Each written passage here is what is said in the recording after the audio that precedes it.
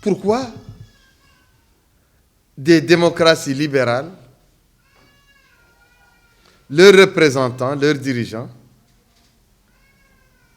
disent qu'ils soutiennent Ghazouani pour sa victoire? Pourquoi l'Amérique ment? Pourquoi la France ment? Pourquoi l'Union européenne ment? Pourquoi ils mentent un mensonge qui va porter préjudice à des millions de gens, à des millions de Mauritaniens, et peut-être à des millions de Sahéliens, des dizaines de millions de Sahéliens. Parce qu'ils sont en train de conforter ceux qui usent du mensonge, de la falsification, de la contrefaçon, de la fraude, ceux qui usent du faux et de son usage. Ils sont là, les pays occidentaux, les gouvernements du monde libre, les démocraties libérales du monde sont en train de conforter le mensonge.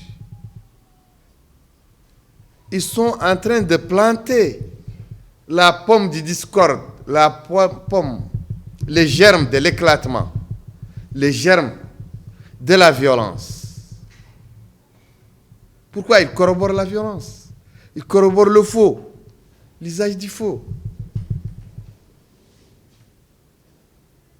Est-ce que c'est par intérêt matériel, intérêt politique avec le gouvernement de Ghazouani, la bande de Ghazouani, avec Ghazouani et sa bande? Ou est-ce que c'est par mépris des Africains, des peuples africains? Des centaines de bureaux ainsi implantés dans le désert où il n'y a pas de vie. Mais les listes, par exemple, 4 bureaux à Guinée, 15 bureaux à Nimjat, et la liste est longue. Je n'ai donné que 2 exemples. Ces bureaux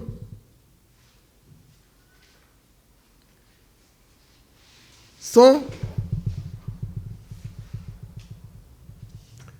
implantés dans les tentes et les maisons de certains dignitaires qui prétendent être les féodaux du coin,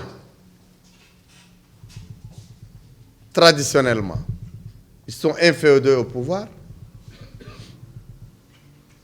Et chaque dignitaire accueille une liste de 4000 inscrits. Et lui, il est dans une maison où il y a 100 personnes qui sont venues occasionnellement, qui sont venues seulement pour faire voter les 4000. Les 4000 ne sont pas présents. Mais on prend une caisse, on la remplit, un bureau de 600 personnes inscrites sur une... Ce sont les papiers seulement, les listes qu'on envoie, pas les électeurs, mais les dignitaires tribaux acquis à Ghazouani, à l'État, protégés par les gendarmes, par les gardes, par la CENI, tous complices, se réunissent sous une tente ou dans un grand salon, posent la caisse. L'urne est minutieusement remplie, car 100 personnes vont cocher pour 4000 personnes dans la case de Ghazouani. Et Ghazouani va avoir 100% de vote. Il n'y a aucun nul, aucun vote nul, aucun vote neutre. Voilà. Et c'est à travers cet ignoble procédé que Qazouani a pu devancer Biram, mais pas dans les bureaux où il y a eu un face-à-face régulier, une compétition régulière. Malgré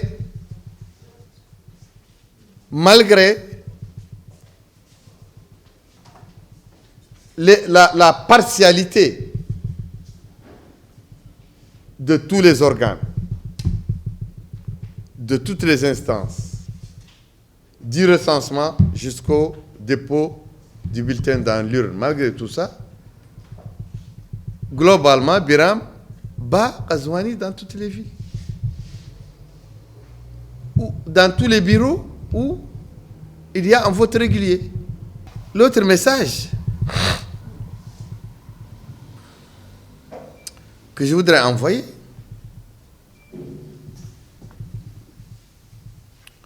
à l'opinion publique nationale mauritanienne, c'est que Biram n'est pas là pour négocier la reconnaissance d'un parti en contrepartie du vol de 5 années de la vie des Mauritaniens qui vont vivre dans un enfer 5 années durant, en plus des 5 années d'enfer passées du régime de Qazouani. Je n'achète pas la reconnaissance de mon parti avec l'enfer pendant 5 ans qui va brûler les Mauritaniens, brûler la jeunesse mauritanienne. J'appelle à la résistance. J'appelle la jeunesse à résister. Mais où sont les gueulards qui disaient en 2019 que Biram a empêché le peuple de prendre son droit? Mais Biram est là. Je suis face à l'arbitraire que je dénonce et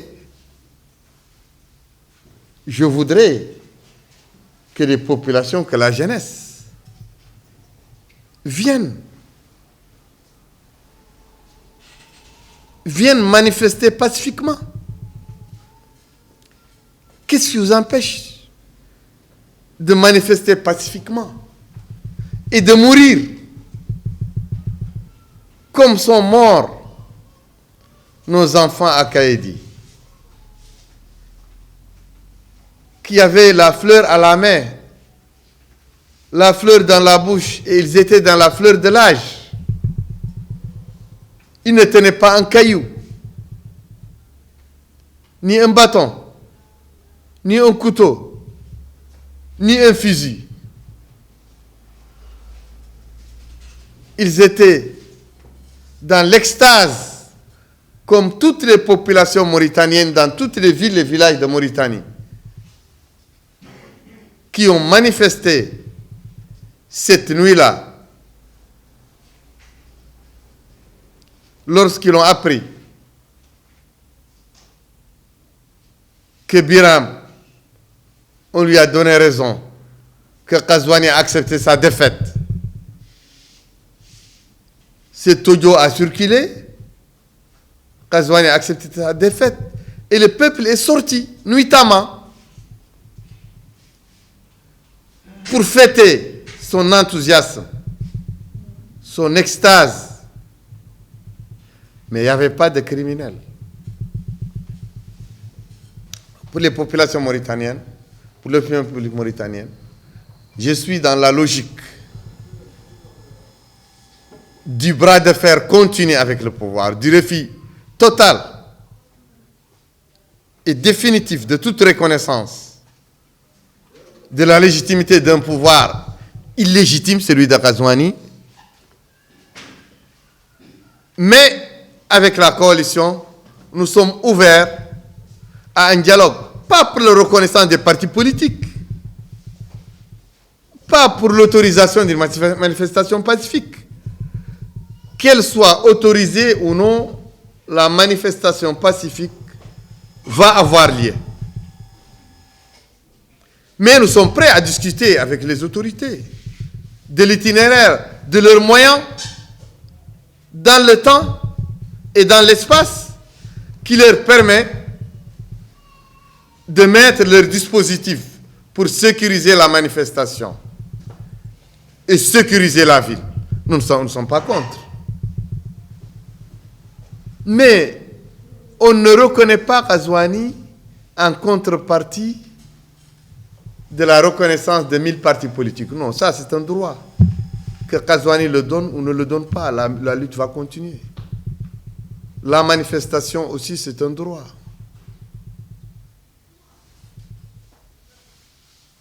On négocie quand eux, ils veulent remettre en cause le système démocratique, le système électoral, les lois électorales, les institutions électorales, qui sont des institutions taillées à la mesure de la reproduction du même système par les urnes et de manière fausse.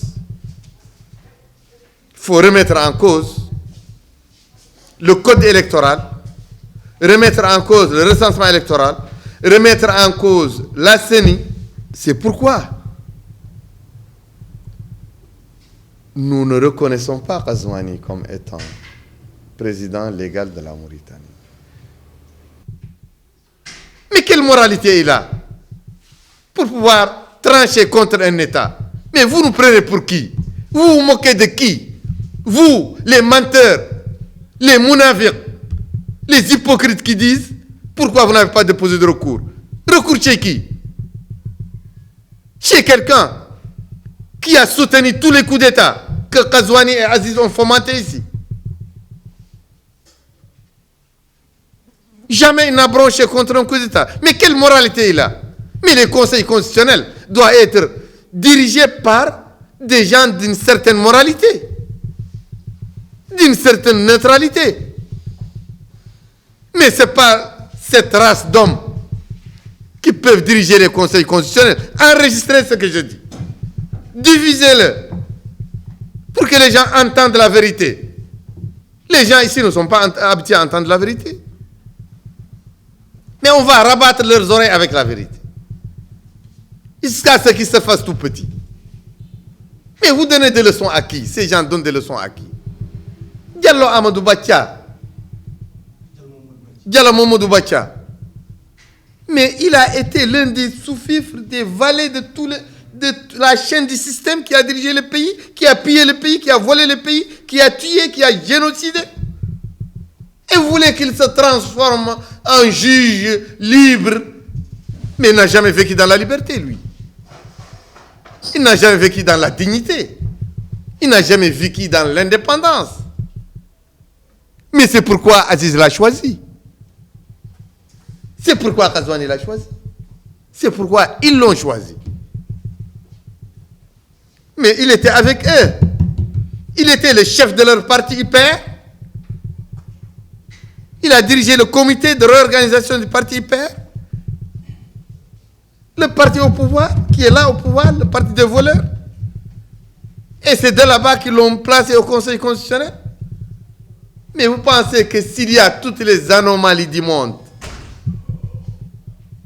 que nous présentons à cet homme, vous pensez qu'il va en prendre une... Mais vous nous prenez pour qui? Il ne va faire que ce qu'il est toujours habitué à faire. Lui est le président de la CENI. Lui est le président de la Cour suprême. Ils sont habitués à trancher exactement selon le vouloir de ceux qui détiennent le pouvoir.